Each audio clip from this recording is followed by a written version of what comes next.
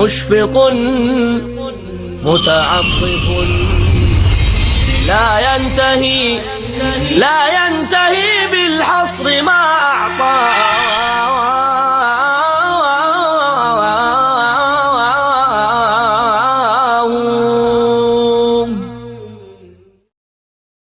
السلام علیکم ورحمۃ اللہ وبرکاتہ۔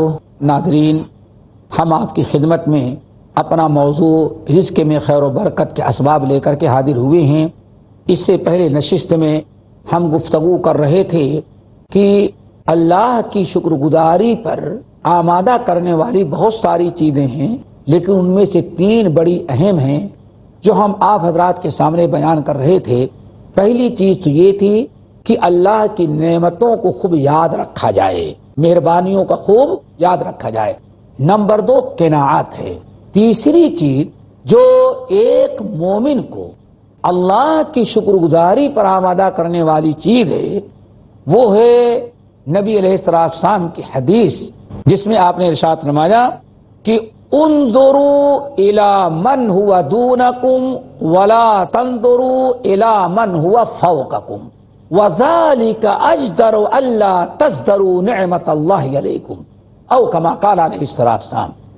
یہ حضرت ابو ذر غفاری رضی اللہ تعالیٰ عنہ کی بڑی مشہور حدیث ہے۔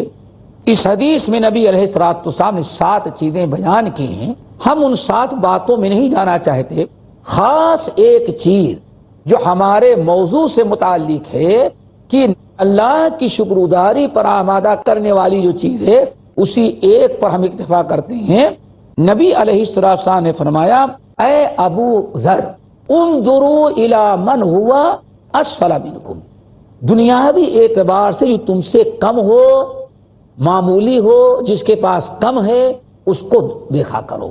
ولا تنظروا الی من ہوا فوقکم، تم سے جو زیادہ والا ہے اس کو نہ دیکھو۔ اگر تم 2 وقت کی روٹی کھا رہے ہو تو 3 وقت کے کھانے والے کو نہ دیکھو، بلکہ 1 وقت جو کھانا کھا رہا ہے اس کو تم دیکھو۔ ہمیشہ مال و دولت میں، دنیاوی چیزوں میں نبی علیہ السلام کا ارشاد ہے، اور ناشکری کا بہت بڑا علاج بیان کیا جاتا ہے۔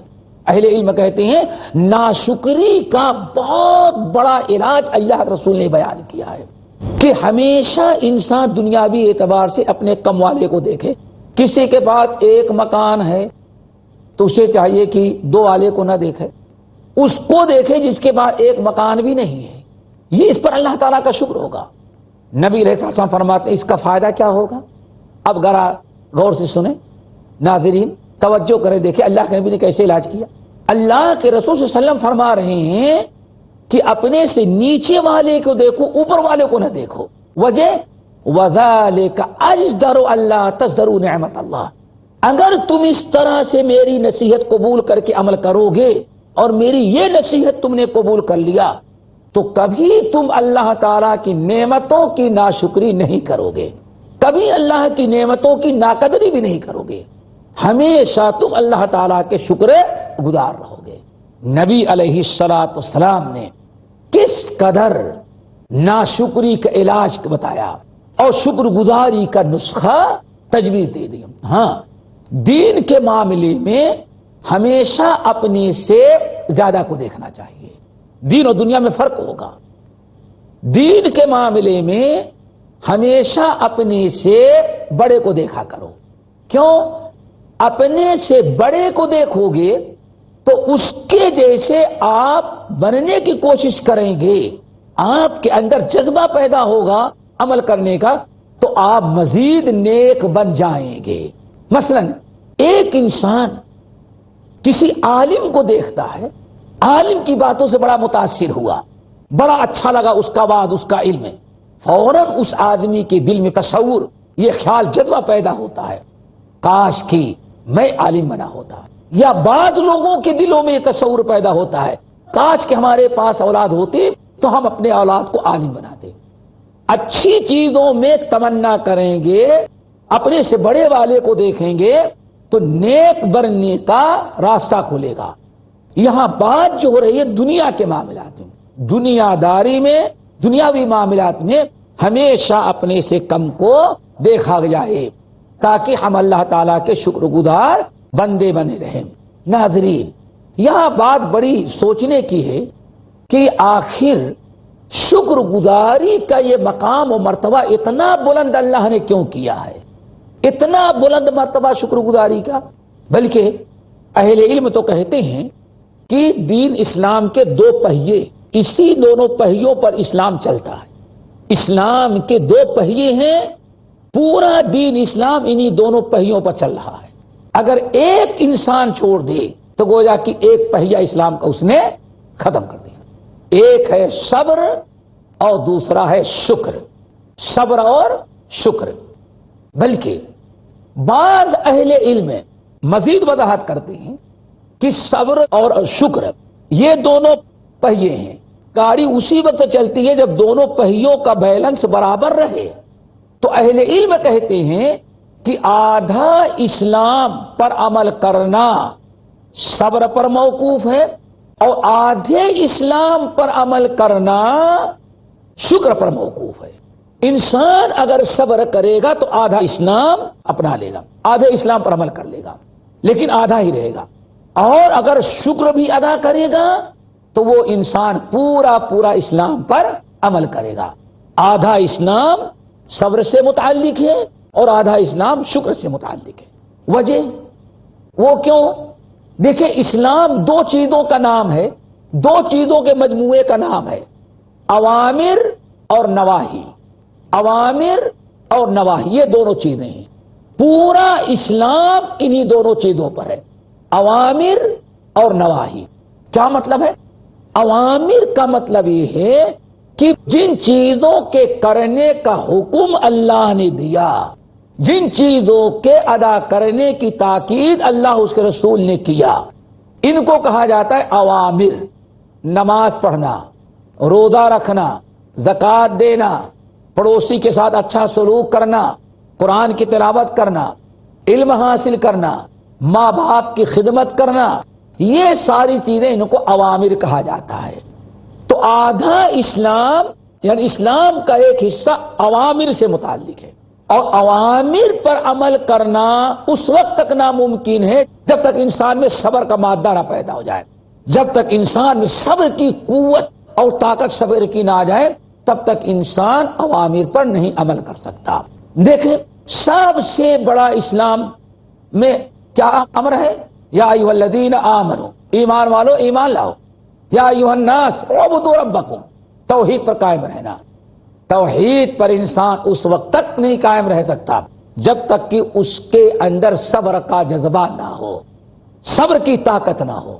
چنانچہ دیکھیں کتنے صحابہ کرام جب مسلمان ہوئے تو ان کو آگ کے انگارے کو تیار کرنے کے بعد قمیص اتار کر کے آگ کے انگارے پر ان کو لٹا دیا جاتا، اور قریش مکہ ایک لمبی سے لکڑی لیتے، اس کے سینے پر رکھ کر کے دونوں طرف سے دبا لیتے تاکہ کروٹ نہ بدل سکے، اسی جو مر جائے۔ انہی میں سے حضرت خباب بن ارت رضی اللہ تعالیٰ عنہ تھے۔ کہتے ہیں اللہ کی قسم، پورے مکے میں ایک انسان بھی ایسا نہیں تھا کہ آئے اور کفار مکہ سے کہے اس بیچارے کو کیوں یہ سزا دے رہے ہو۔ کوئی بولنے کی طاقت نہیں رکھتا تھا، کوئی آ کر کے یہ بھی نہیں کہہ سکتا تھا ارے بہت سزا دے دیے چھوڑ دو اس کو۔ کوئی نہ بچانے والا، نہ مدد کرنے والا، نہ بولنے والا، کوئی نہیں تھا۔ کہتے ہیں اللہ کی قسم، آگ کے انگارے پر لٹاتے، لکڑی سے دونوں طرف سینے پر دبا لیتے تاکہ کروٹ ہم نہ بدل سکے۔ کہتے ہیں اللہ کی قسم، میرے بدن کی چربیاں پگھل پگھل کر کے جب آگ کے انگارے پر گرتی تو آگ کا انگارہ مرجھا جاتا تھا۔ اب آپ ذرا دیکھیں، اتنی بڑی مشکل چیز توحید پر قائم رہنا ہے۔ کون توحید اپنائے گا، کون توحید پر چلے گا؟ جس کے اندر صبر کی قوت و طاقت ہو۔ ایک معمولی سی چیز پر غور کرو، 5 وقتہ نماز کون پڑھتا ہے، کون پابندی کرے گا؟ جو انسان صبر کرتا ہو۔ روزہ وہی رکھتا ہے جس کے اندر بھوک پیاس برداشت کرنے کی طاقت ہوتی ہے۔ تو اوامر کا تعلق ہے صبر سے۔ نمبر 2، اسلام کا دوسرا حصہ جو ہے وہ نواہی کا یا منہیات کا ہے۔ نواہی اور منہیات کس کو کہتے ہیں؟ نواہی اور منہیات کہتے ہیں اسلام میں وہ چیزیں جن کا کرنا اللہ اس کے رسول نے حرام قرار دے دیا۔ ناجائز قرار دے دیا، اعلان کر دیا کہ یہ تمہارے لیے ناجائز ہے، تمہارے لیے حرام ہے۔ شرک ہے، شراب ہے، زنا ہے، چوری ہے، سود خوری ہے، رشوت ہے، غیبت چغلی ہے، بھائیوں لوگوں پر ظلم کرنا، یہ ساری چیزیں ذرا دیکھیں، یہ تمام چیزوں کو منہیات کہا جاتا ہے۔ ناظرین کرام، وقفے کا وقت ہے، انشاءاللہ وقفے کے بعد ہم پھر دوبارہ حاضر ہوں گے۔ السلام علیکم ورحمۃ اللہ وبرکاتہ۔ رب رحیم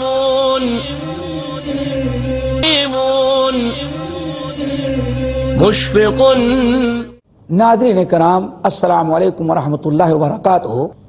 ہم گفتگو کر رہے تھے کہ اسلام کے دو حصے ہیں، آدھا اسلام اس پر قائم رہنا، عمل کرنا، صبر سے متعلق ہے، اور آدھا اسلام شکر سے متعلق ہے۔ کیوں؟ اسلام دو چیزوں کے مجموعے کا نام ہے، اوامر اور منہیات یا مناہی۔ یعنی اس کا مطلب یہ ہے کہ جن چیزوں کو اللہ تعالیٰ نے حرام قرار دیا، منہیات کو چھوڑنے کے لیے ناظرین صبر کی ضرورت ہے۔ اگر آپ صبر نہیں کریں گے تو کبھی بھی آپ اللہ تعالی کی حرام کردہ چیزوں سے باز نہیں رہ سکتے۔ منہیات پر عمل ہی نہیں ہوگا جب تک کہ آپ کے اندر صبر کی قوت و طاقت نہ ہو۔ مثال کے طور پر خباب بن ارت رضی اللہ تعالیٰ عنہ کو کفار مکہ زمین پر لٹاتے، آگ کا انگارہ جلا کر کے زمین پر لٹا دیتے اور لکڑی اوپر سے رکھ لیتے تھے، اور ان کو کہتے تم توحید کو چھوڑ کر کے دوبارہ شرک کرو ورنہ تم کو اسی طرح سے مار ڈالیں گے۔ اب ذرا بتائیں، شرک جیسے گناہ سے خباب رضی اللہ تعالیٰ عنہ اسی وقت بچ رہے ہیں جب ان کے اندر صبر کرنے کی قوت اور طاقت ہے۔ اسی طرح سے آپ قیاس کر لیں، ہر برائی، ہر حرام کاری اور ہر منکر چیز کو آدمی اسی وقت چھوڑے گا جب اس کے اندر صبر کرنے کا جذبہ ہو۔ اسی لیے کہا جاتا ہے صبر کی تین قسموں میں سے ایک صبر یہ ہے، اللہ کی نافرمانی چھوڑنے پر، حرام اور ناجائز چیزوں کے ترک کرنے میں کتنی بھی تکلیفیں ہم کو برداشت کرنی پڑیں، ہم صبر سے کام لیں گے اور اللہ اس کے رسول کی نافرمانی نہیں کریں گے۔ یہ صبر کی ایک قسم ہے اور بڑا اعلیٰ درجہ ہے صبر کا۔ اللہ تعالی ہمیں بھی صبر کی توفیق نصیب فرمائے۔ تو ناظرین، بات چلی تھی شکر کی۔ شکر کی اس لیے اتنی اہمیت ہے کہ آدھے اسلام پر عمل کرنا شکر سے متعلق ہے، بلکہ قرآن پاک نے تو یہاں تک ارشاد فرمایا کہ آدمی اللہ کی عبادت کر ہی نہیں سکتا، اللہ کا عبادت گزار بن ہی نہیں سکتا جب تک کہ انسان اللہ تعالی کا شکر ادا نہ کرے، جب تک شکر گزار نہ بنے۔ اسی لیے رب العالمین نے ارشاد فرمایا وَاشْكُرُوهُ، اللہ کا شکر ادا کرو، ان کنتم ایہ تعبدون، اگر تم اللہ تعالی ہی کی عبادت کرنے والے ہو تب۔ دیکھیں یہاں شرط ہے، اگر تم اللہ کی عبادت کرنے والے ہو، کرنا چاہتے ہو، تو تمہیں اللہ تعالی کا شکر ادا کرنا پڑے گا۔ تو پتا چل گیا شکر گزاری اللہ تعالی کی بہت بڑی عبادت ہے، اصل عبادت ہے، اور شکر گزاری ہی تمام اطاعت و فرما برداری اور نیک اعمال کرنے کا ذریعہ اور سبب بنا کرتا ہے۔ اسی لیے اللہ رب العالمین نے شکر کے اندر یہ برکت دی ہے اور یہ قوت و طاقت دیا ہے کہ جو انسان شکر الہی کرے گا اللہ تعالیٰ اس کے رزق میں برکت عطا کریں گے۔ اور ایک دوسری وجہ اور ہے میرے بھائیوں، شکر کی وجہ سے ہمارے مال اور اولاد، ہمارے کاروبار میں برکت کیوں ہوتی ہے کہ انسان اگر اللہ کو راضی کرنا چاہے تو جب تک شکر نہیں ادا کرے گا اللہ تعالیٰ بندے سے خوش نہ ہوئی ہوتا اور نہ تو اللہ تعالیٰ بندے سے راضی ہوتا ہے۔ اللہ کی رضا، اللہ کی خوشنودی حاصل کرنے کے لیے شکر گزاری کرنا ضروری ہے۔ اللہ رب العالمین نے سورۃ زمر کے اندر ارشاد فرمایا ان تکفروا فإن اللہ غنی عنکم، میرے بندو اگر تم اللہ تعالیٰ کا انکار کرو، اللہ کی ناشکری کرو، تو اللہ تعالیٰ کا کچھ نہیں بگڑتا. کیوں؟ اللہ تعالیٰ تم سے بے نیاز ہے. ساری دنیا کے لوگ ناشکرے ہو جائیں، ساری دنیا کے لوگ مشرک اور کافر ہو جائیں، تو اللہ تعالیٰ کی خدائی میں کوئی کمی واقع نہیں ہوتی. اسے اللہ نے فرمایا ان تکفروا فإن اللہ غنی عنکم. اگر تم اللہ تعالیٰ کو کفر کرو تو اللہ تعالیٰ کو کوئی پریشانی نہیں. آگے فرمایا وَلَا يَرْضَى لِعِبَادِهِ الْكُفْرَ. یاد رکھنا اللہ تعالیٰ کسی کفر کرنے والے بندے سے راضی نہیں ہوتا. آگے فرمایا وَإِن تَشْكُرُوا. اب اس پر غور کریں، سورہ زمر کی آیت وَإِن تَشْكُرُوا يَرْضَهُ لَكُمْ. اور اگر تم اللہ تعالیٰ کا شکر ادا کرو اور اللہ تعالیٰ کی شکر گزاری کرو تو یرضہ لکم، اللہ تعالیٰ تم سے راضی ہو جائے گا. اس آیت نے بالکل واضح کر دیا. تو اللہ جس سے راضی ہو گیا، اللہ فرماتے ہیں رضوان من اللہ اکبر. لوگوں سب سے بڑی نعمت ہے کہ انسان کو اللہ کی رضا حاصل ہو جائے. اور جس بندے سے اللہ راضی، اللہ خوش ہو گیا، اب اس کے مال میں، اولاد میں، دین میں، دنیا میں، دونوں جہاں کی ساری چیزوں میں اللہ تعالیٰ برکتیں نازل کرتے ہیں اور اپنے فضل و کرم سے اسے مالا مال کر دیتے ہیں.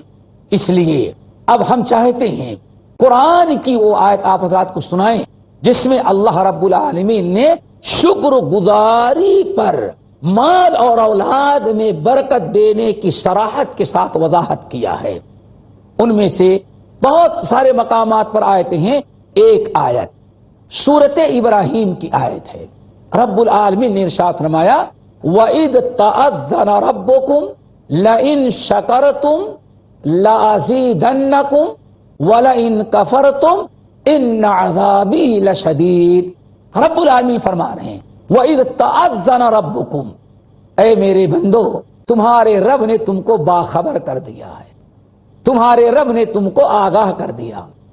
کس بات سے آگاہ کر دیا؟ کس بات سے متنبہ کر دیا؟ کہ لَئِن شَكَرْتُمْ لَأَزِيدَنَّكُمْ.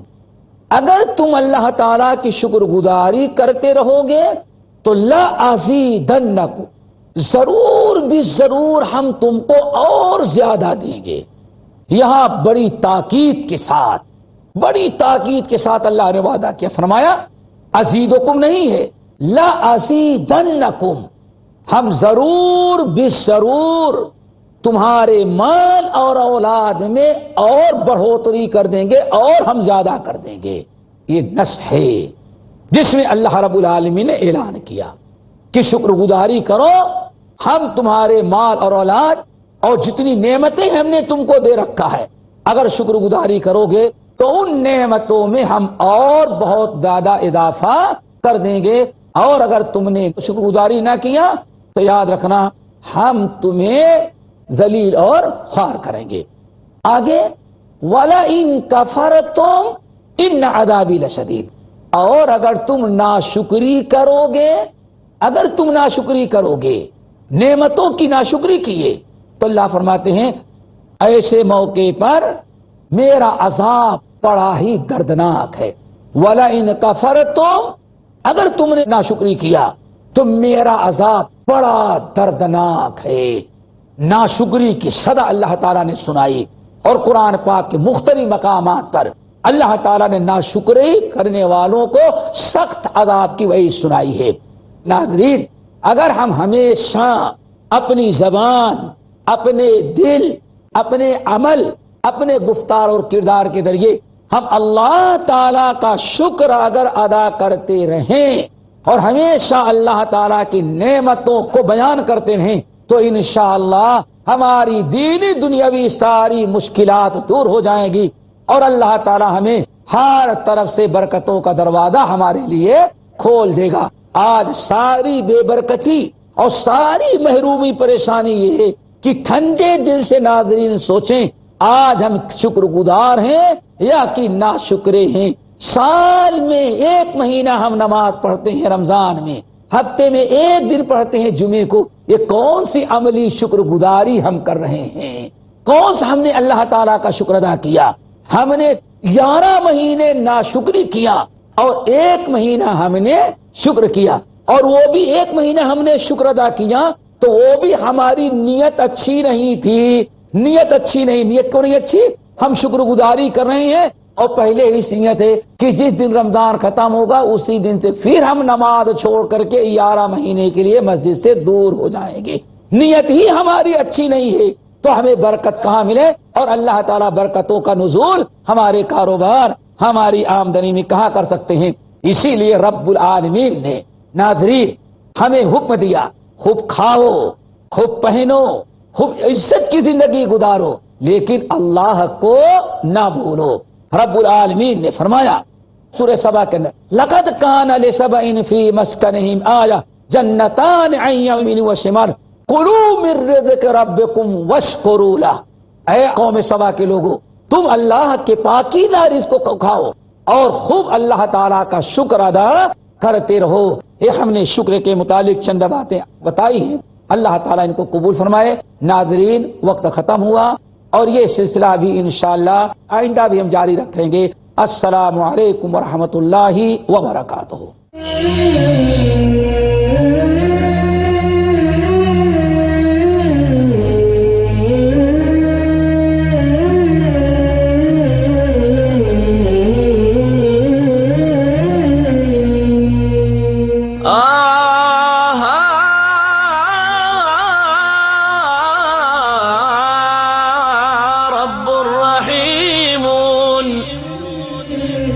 مشفق متعطف لا ينتهي